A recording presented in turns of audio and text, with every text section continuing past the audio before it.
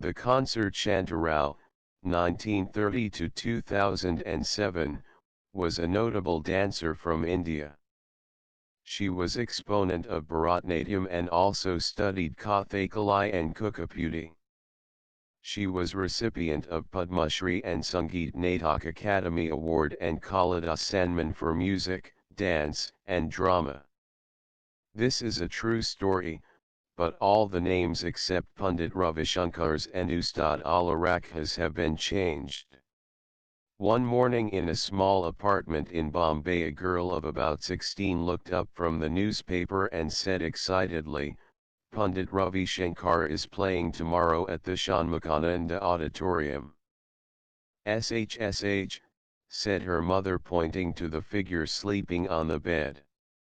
"You'll wake him up. You know he needs all the sleep and rest he can get." But the boy on the bed was not asleep. "Pandit Ravi Shankar," he said. "Pandit Ravi Shankar, the sitar maestro." He raised himself up on his elbows for 1 second, then fell back. But his eyes were shining. "We mustn't miss the chance," he said. I've always wanted to hear him and see him. Lie down, son, lie down." His mother sprang to his side. "He actually raised himself up without help," she murmured with a catch in her throat, and her eyes turned to the idols on a corner shelf. The prayer, which she uttered endlessly, came unbidden to her lips. "I must hear him and see him," the boy repeated. "It's the chance of a lifetime." Then he began to cough and gasp for breath and had to be given oxygen from the cylinder that stood under the bed. But his large eyes were fixed on his sister. Smita bit her lip in self-reproach. She had been so excited at seeing the announcement, that she had not remembered that her brother was very ill. She had seen how the doctors had shaken their heads gravely and spoken words that neither she nor even her parents could understand. But somewhere deep inside, Smita had known the frightening truth, that Anant was going to die. The word cancer had hung in the air. Her brother 138 was dying of cancer, even though she pretended that all would be well and they would return together, a small family of 4, to their home in Gaganpur. And he was only 15 and the best table tennis player in the school and the fastest runner. He was learning to play the sitar. They were both taking sitar lessons, but Anant was better than her as in many other things.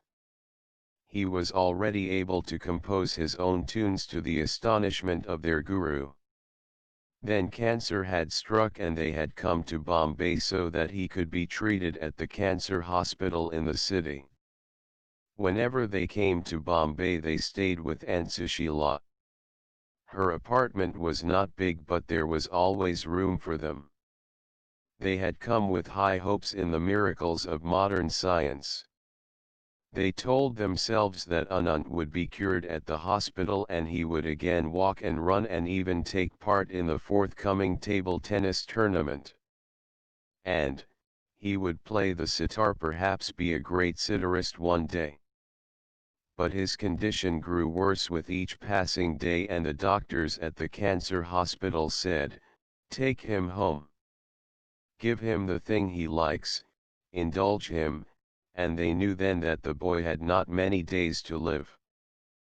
But they did not voice their fears. They laughed and smiled and talked and surrounded Anant with whatever made him happy.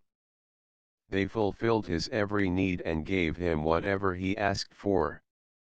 And now he was asking to go to the concert. "The chance of a lifetime," he was saying. "When you are better," his mother said. "This is not the last time they are going to play." Smita stood at the window looking at the traffic, her eyes wet with tears. Her mother whispered, "But you, Smita, you must go." Your father will take you. When she was alone with Aunt Sushila, Smita cried out in a choked voice, "No, how can I? We've always done things together, Anant and I. A walk in the park might make you feel better," said Aunt Sushila, and Smita was grateful for her suggestion.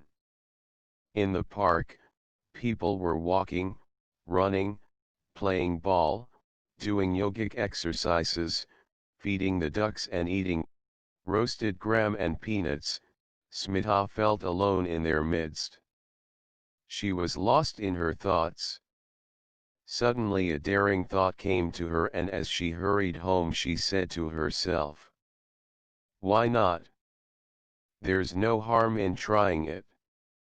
It would be nice to go to the concert. I don't know when we'll get another opportunity to hear Pandit Ravi Shankar," she said to her mother later. And her father agreed to get the tickets. The next day, as Smita and her father were leaving for the concert, her brother smiled and said, "Enjoy yourself," though the words came out in painful gasps. "Lucky you." Sitting beside her father in the gallery, Smita heard as in a dream the thundering welcome the audience gave the great master. Then the first notes came over the air, and Smita felt as if the gates of a land of enchantment and wonder were opening. Spellbound, she listened to the unfolding ragas, the slow plaintive notes, the fast twinkling ones, but all the while the plan she had decided on the evening before remained firmly in her mind.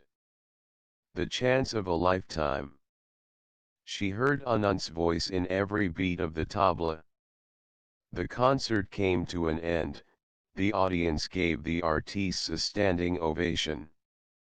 A large mustachioed man having a long mustache made a long boring speech. Then came the presentation of bouquets. Then more applause, and the curtain came down. The people began to move towards the exits. Now was the time. Smita wriggled her way through the crowds towards the stage. Then she went up the steps that led to the wings, her heart beating loudly. In the wings a small crowd had gathered to talk about the evening concert, to help carry bouquets and teacups and instruments. He was there, standing with the man who played the tabla for him, the great wizard of music, Ustad Allah Rakha. Her knees felt weak, her tongue dry. But she went up, and standing before them, her hands folded, "Oh sir," she burst out.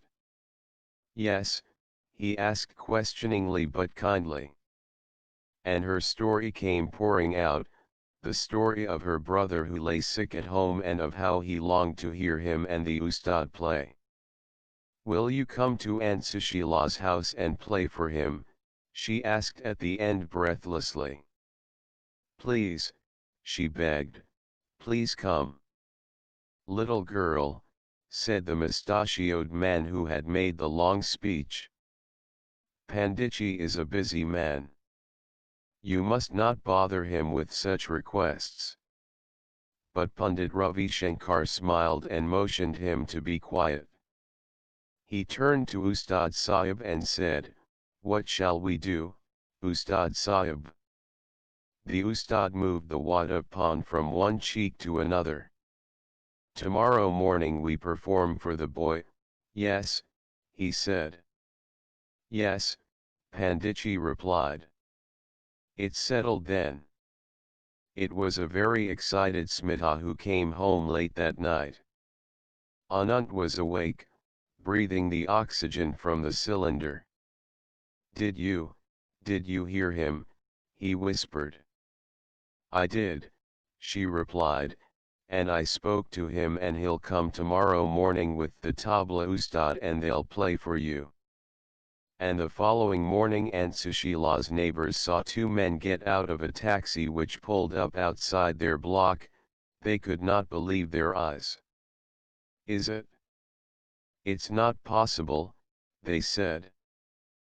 Pandit Ravi Shankar and Ustad Allah Rakha went up the wooden staircase and knocked softly on the door of Aunt Sushila's apartment. They went in, sat down on the divan by the window and played for the boy, surrounding him with a great and beautiful happiness as life went out of him gently, very gently.